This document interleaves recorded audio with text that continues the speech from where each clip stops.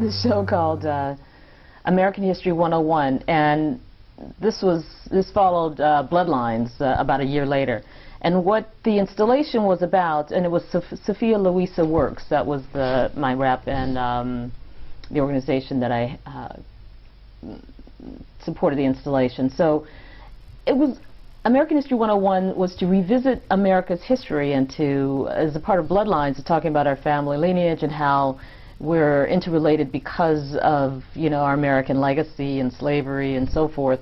American History 101 was to go over the basic points about that journey. So I had pieces that talked about the founding of America, subjects of the Civil War, slavery, Native American history, and in-depth aspects of each one of those events in history. So this piece was a part of that show, and it was it's a blackboard on the American presidents. And so following the election of President Obama, and in conjunction with this exhibit, I decided to look at all of the presidents and find out what their position was on slavery. Now, I had a lot of different shows going on at the time, so I sent out the call out for friends to come and help me. So I asked people to, like Lenora and other people, to help me do the research and pull together. So this is a collaboration on some level, because I had like 50 people come and go in the process of making Bloodlines and American History 101. So it starts here with presidential views towards civil rights and slavery. So this is just a short little summary. George Washington, first American president, owned 317 slaves. And this is kind of what his attitude was, or his treatment was, towards slaves. Especially harsh towards his slaves, whipped, chained, and sold slaves during lifetime. He has dentures that were made of teeth pulled from slaves, exchanged molasses and run for slaves. And in contrast to the mythical story of Washington chopping down a cherry tree and confessing his act was with the famous line, "I cannot tell a lie," he was the first to cover up his misdeeds from the public. One of these presidents, are you suggesting, owned slaves? 12 of them owned slaves, but this is all the U.S. presidents all the way to Obama. Oh, I see. Number 45, now I actually have to extend this because that was 44. So, okay, for example, George Washington, number 1, owned 317 slaves. John Adams, quite interesting, owned no slaves.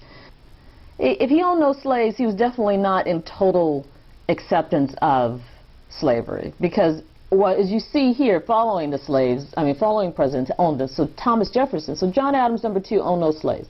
Thomas Jefferson owned 237 slaves, the president number 3. President number 4, James Madison, owned 118 slaves. President number 5, James Monroe, owned 7 slaves. President number 6, John Adams, owned no slaves, but Andrew Jackson owned 200 slaves. President number 7. President number 8, Martin Van Buren, owned 1 slave. President number 9, William Harrison, owned 11 slaves. President number 10, John Tyler, owned 70 slaves. James Polk, president number 11, owned 24 slaves. Zachary Taylor, president number 12, owned 145 slaves. Millard Fillmore, president number 13, owned no slaves.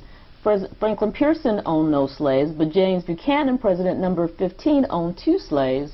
And then president number 16, Abraham Lincoln, owned no slaves, but followed by him, Andrew Johnson, owned 8 slaves. So Ulysses Grant owned 5, Rutherford B. Hayes, president number 19, anti-slavery, and this is about where it breaks off right here. But there's other positions about presidents and how they were with blacks after slavery. So you have Franklin Delano Roosevelt opened new opportunities for blacks. William Harding, president number 29, had ties with the Ku Klux Klan. Well, I wonder what his position was towards blacks. So forth and so on. And so you go all the way up, John F. Kennedy, Lyndon B. Johnson, Gerald Ford, but we end up with 2 feet, because here we have blacks walking through history 1 foot at a time, through all the presidents, through all the Civil War, through all the civil rights, all the way to the election where we land on 2 feet, because now we have a president in the White House. That's just something I wanted to give some sort of a symbolism to. And then there's a little bits of history in between that happens, you know, for blacks, emancipation and so forth. And what is the writing? The dates are more specific? Well, here, 1831, Nate Turner, slave rebellion in Virginia. Starts here with the Egyptian. So we start with early black history or African history.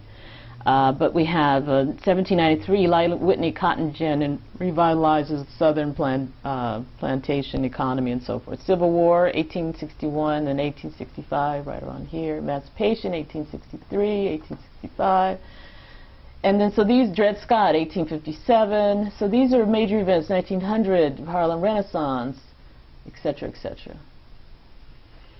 What do you think it means about them whipping, chained, and sold slaves, yet referred to slavery as a great political and moral evil? Isn't that the irony is that I own slaves, it's evil, but yet I own them. Mm-hmm. So I don't know. And that was John Adams. Well, John Adams didn't own any, but Thomas Jefferson. Oh, Thomas Jefferson. Oh, I'm terribly sorry. So he knew it was evil, but yet he had 237 slaves. So. I mean, that's a lot. That is a lot. Well, my ancestors owned over 400. Really? Mm-hmm. On what side? Well, both sides. Well, the 400 was on my mother's side. James May, Drury B. May, he owned Drury May owned 400 slaves. And I just remember my friend Bobby May, when he went to California, he said, "That's one of my uncles." I said, "Oh yeah, he is a May." Well, actually, I'm like a distant cousin of Willie Mays, too. And then I just met an cousin online who said he's researched the maternal family line all the way back to the pharaohs. Really? Yes. Where is he at? He's in Los Angeles. We'll have to interview him. I just met him through Facebook. And he took off. My uncle researched us up until about 1700. Then we met the Robert Johnson, who gave me information back to the mid-1500s in England. So my uncle researched the paternal, the male, and then my cousin researched the maternal. So what he did, instead of going male to male to male, he followed, you know, so-and-so married so-and-so, that wife, he followed her line. So it's different. It sort of moves through time in a different way as opposed to just, you know, your father, your father's father. Availability, probably. Well, just really, just the maternal line. I have the PDF. I'll have to show you. But it means like, so instead of just saying, so I would research, say, my great-grandfather and my great-grandfather's wife. So my great-grandmother, I'd follow her line for a while, and then maybe I'd jump back over and follow the paternal line. So it's a little more zigzag as opposed to straight lineage. So with that, he was able to go back further, which included one of the pharaohs, Joan of Arc, I'm supposedly be the descendant of, and a few other names. Joan of Arc? Joan of Arc. It kind of seems appropriate, doesn't it? This is such a classic picture right here. So I did this. Because I've done so many interviews with people like your father's age and so on, who, when they went into the war, when they came out, they really thought they were going to be Americans. Yeah. To be sadly disappointed. I agree. But they really thought, yeah, I'll go fight and I'll be a real American. And what? And heroism. African Americans in the Civil War, valor and heroism. We would not have won the Civil War without our people there. We would have definitely lost. This is my #1 seller right here, though.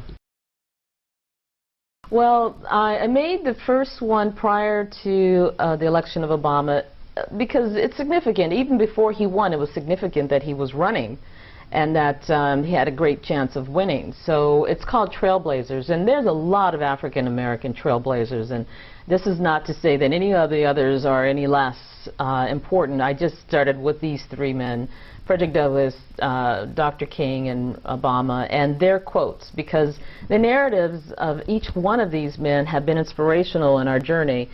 President Barack's speeches really rallied the country together and excited people and brought us to, you know, brought us around and inspired about our country again. So here you have a mixture. You have Frederick Douglass, if there's no struggle, there's no progress. We have Upon Whose Shoulders We Stand, another Frederick Douglass. Dr. King, I Have a Dream, Dr. King. We Are the Ones That We Seek. President Obama. What's a couple of his slogans? We ought to do something like this, grab. Well, here are A couple some. of his. Change will not. Oh, you started ahead, huh? Change will not come if we wait for some other person or some other time. We are the ones we've been waiting for. We are the change that we seek. President Barack Obama. And it is that promise that 45 years ago today brought Americans from every corner of this land to stand together in a mall in Washington before Lincoln's Memorial and hear a young preacher from Georgia speak of his dream. So that was from the speech that that President Barack gave in celebration of the day that Dr. King gave his I Have a Dream speech. So you have sort of a mixture of both of those speeches. Here's another one by President Barack. We can build a more hopeful America, and that is why, in the shadows of the old state capitol, where Lincoln once called a house divided, we stand together where common hopes and common dreams still live. I stand here today to announce my candidacy for the President of the United States of America.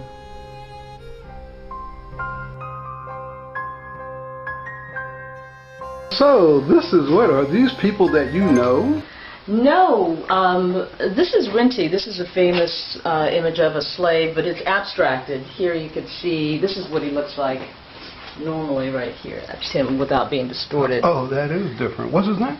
His name is Renty. Renty. He's a slave, part of this portrait series that this famous professor had a photographer shoot to support his lecture that Africans were inferior. So he had them photographed.